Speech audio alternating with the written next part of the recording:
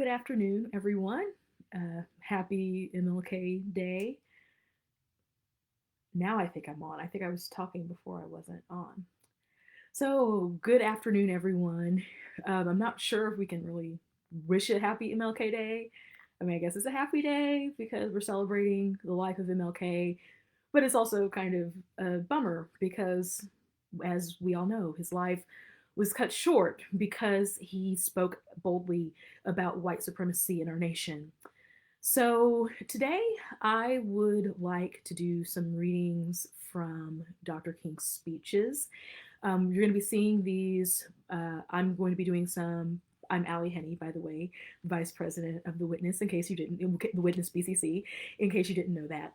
Our President, Tyler Burns, is going to be reading some speeches today, and so we'll be alternating. So these speeches will start about 1. The next set of speeches will be at about 3, and that'll be Tyler. And then the next set of speeches after that, or next speech after that, will be at 5, and then the final speech of the day will be given again by Tyler Burns at 7. So hopefully you'll be able to tune in for those. You'll be able to watch them later. Anyway, I'm going to be reading my speeches from a book called A Testament of Hope that has the essential writings of MLK in them. So this book is pretty widely available, I think. I'm not sure if it's still in print, but I know that it is widely available. So the first speech that I will be reading is called The Most Durable Power. This excerpt is from a sermon King preached in Montgomery, Alabama on the 6th of November, 1956, just 7 days before the U.S. Supreme Court ruled against Alabama's bus segregation laws. Always be sure that you struggle with Christian methods and Christian weapons. Never succumb to the temptation of being bitter. As you press on for justice, be sure to move with dignity and discipline, using only the weapon of love. Let no man pull you so low as to hate him. Always avoid violence. If you succumb to the temptation of using violence in your struggle, unborn generations will be the recipients of a long and desolate night of bitterness, and your chief legacy to the future will be an endless reign of meaningless chaos. In your struggle for justice, let your oppressor know that you are not attempting to defeat or humiliate him, or even to pay him back for injustices that he has heaped upon you. Let him know that you are merely seeking justice for him as well as for yourself.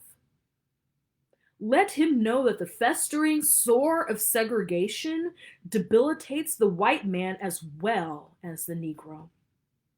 With this attitude, you will be able to keep your struggle on high Christian standards.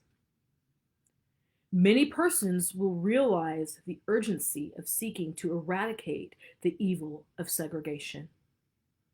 There will be many Negroes who will devote their lives to the cause of freedom.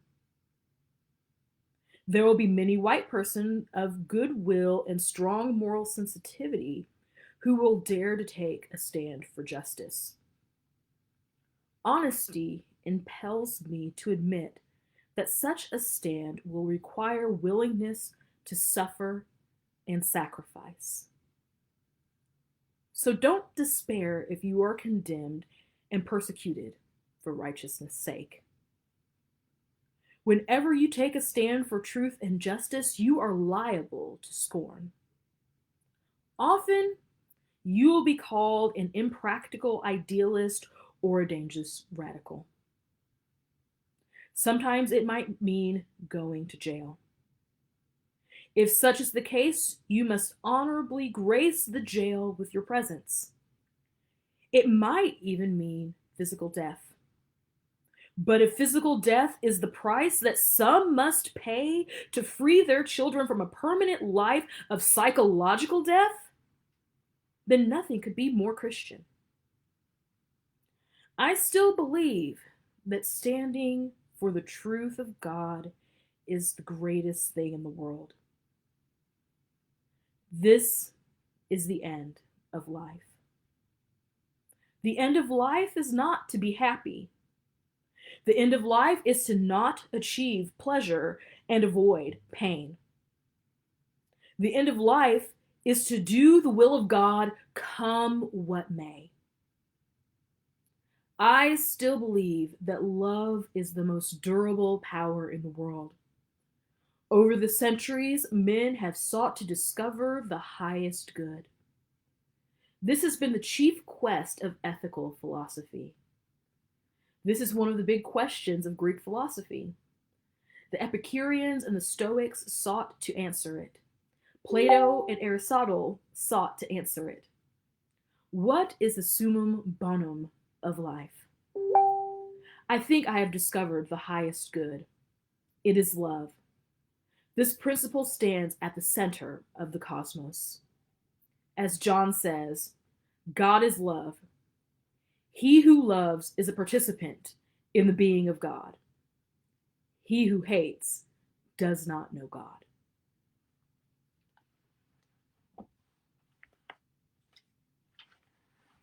The next speech is in a word, now. The foreboding tone of this 1963 article reflects the depressing degree to which the forces that opposed racial justice had become increasingly entrenched. Governor George Wallace of Alabama signaled how stubborn white racists had become in his inaugural address. I draw the line in the dust and toss the gauntlet before the feet of tyranny. I say segregation now, segregation tomorrow, segregation forever. From March through April, Dr. King led demonstrations in Birmingham, Alabama from the 3rd to the 5th of May. The nation witnessed the horror of the police brutality against the demonstrators when the infamous Eugene Bull Connor, Birmingham police and public safety director, kept ordering his officers to turn fire hoses on and police dogs against the young adults and children who marched in these demonstrations. The television cameras captured the stark ugliness of white racism. By the 20th of May, the U.S. Supreme Court ruled that the segregation ordinances of Birmingham were unconstitutional. But Governor Wallace and other University of Alabama and other segregationists became more determined. Wallace stood in front of the door of the University of Alabama rather than allow black students to register. President John Fitzgerald Kennedy federalized the Alabama National Guard to ensure segregationists were not as open. Sorry, I keep skipping lines here. To ensure compliance with the court order mandating that these students be admitted. Other segregationists were not as open as Wallace. In the darkness of the early morning hours, one of them fired a rifle into the home of Medgar Evers, a veteran civil rights leader, and killed him instantly. Despite these events and the riots in the black ghettos such as Harlem, Dr. King and other major black civil rights leaders led the historic march on Washington, D.C. on August 28th. Soon after the beautiful mall stretching between the Lincoln Memorial and the Washington Monument was cleared of the debris left by thousands of inspired marchers, 4 little black girls were killed by a time bomb as they were attending Sunday school at the 16th Street Baptist Church in Birmingham, Alabama. So I now give you the speech in a word, now. Victor Hugo once said that progress is the mode of man. That when it is blocked, just as an obstacle in a river makes the water foam, so an obstacle to progress makes humanity seethe. Any plan for the future, therefore, which seeks to calm troubled waters will have to sweep barriers away, rather than pour oil over turbulent tides. The hundreds of thousands who marched in Washington to level barriers. They summed up everything in a word: now.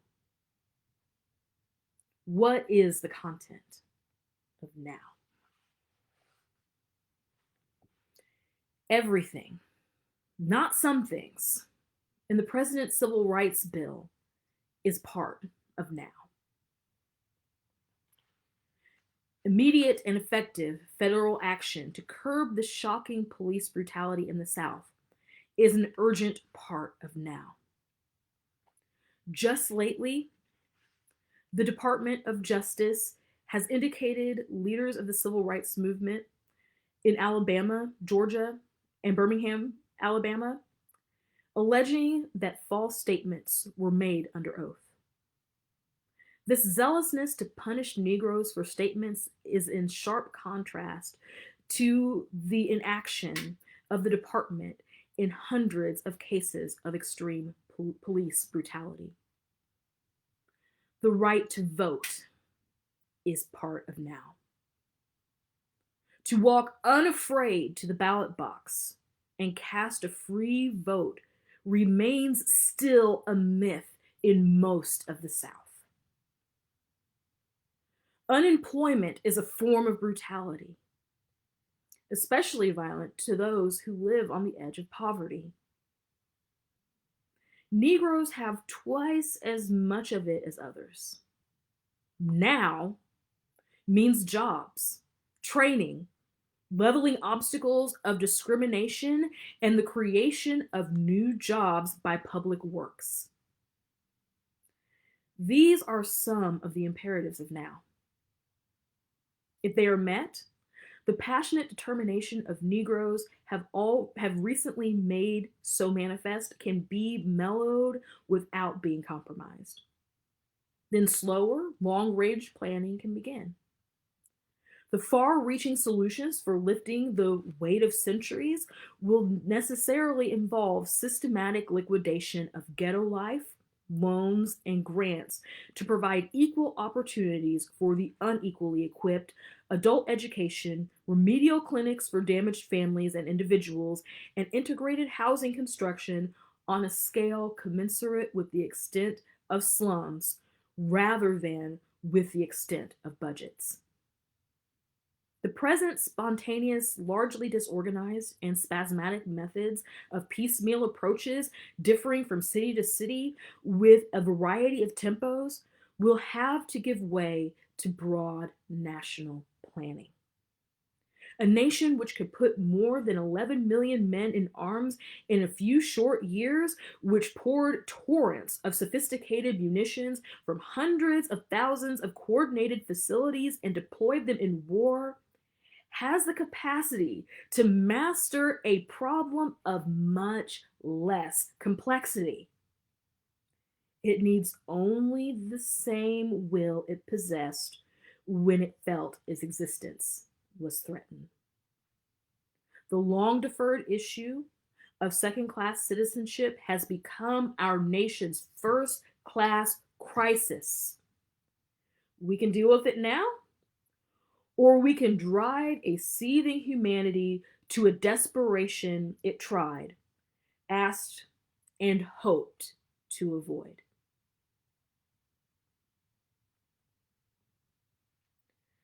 Thank you for listening to this reading.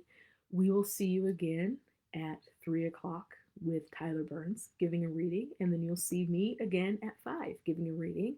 And then there will be another reading at 7. So we hope that you will enjoy, that you'll replay these throughout the day and throughout this historic week that we are having. So stay tuned. God bless. Peace.